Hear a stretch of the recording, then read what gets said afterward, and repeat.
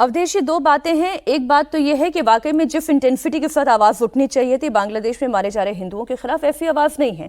लेकिन जहां तक बात कांग्रेस की आती है, अब आप इसे प्रियंका गांधी के नजरिए से देखेंगे जो संसद में सरकार से कहती है कि आप ये मुद्दा उठाएं, या फिर दिग्विजय सिंह के नजरिए से देखेंगे जहां पर वो ये कहते हैं कि भारत में हो रहा है एक्शन का बांग्लादेश में रिएक्शन है? नहीं, मैं एक देश की सबसे पुरानी पार्टी के नजरिए से देखूंगा। और सोनिया गांधी जी के 3 आर्टिकल तो मेरे पास हम फिलिस्तीन के जो है अंग्रेजी अखबारों के छप के आए हैं, आप लोगों के पास भी पहुंचा होगा, देखा होगा। राहुल गांधी जी के कितने ट्वीट्स आए हैं ये भी देखा होगा। प्रियंका वाड्रा जो झोला लेकर चल रही थी फिलिस्तीन का, वो लगा के उसको देखा होगा। और वायनाड से लेकर के देश में जो उस प्रकार से प्रदर्शन हुए, तोड़ फोड़ तक हो गई, हिंसा तक हो गई उसमें, और आप उसके दोनों से तुलना करनी पड़ेगी ना भाई। मैं जो गाजा के मुसलमान है, मानवाधिकार के नाते कहीं भी आवाज उठाया जा सकता है, लेकिन उन मुसलमानों से भारत का कोई डायरेक्ट कनेक्शन नहीं है। लेकिन बांग्लादेश के हिंदुओं के साथ हमारा डायरेक्ट कनेक्शन है।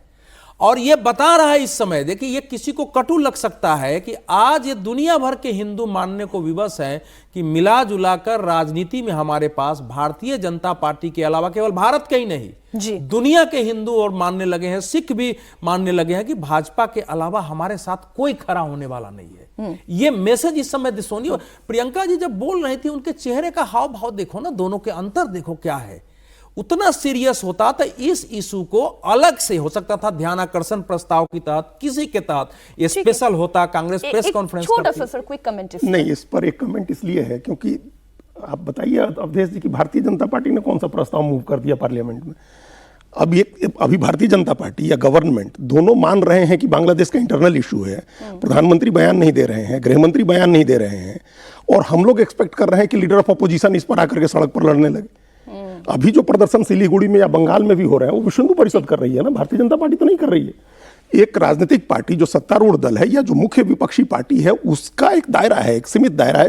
जब ये ऐसी चीज आएगी, जितना उस दायरे में रह करके जितनी बात उठानी थी वो प्रियंका गांधी वाड्रा ने उठाया, ठीक है। और वो अभी दिग्विजय सिंह ने जो किया उसकी हम लोग आलोचना यहाँ कर चुके हैं कि वो बहुत गलत है।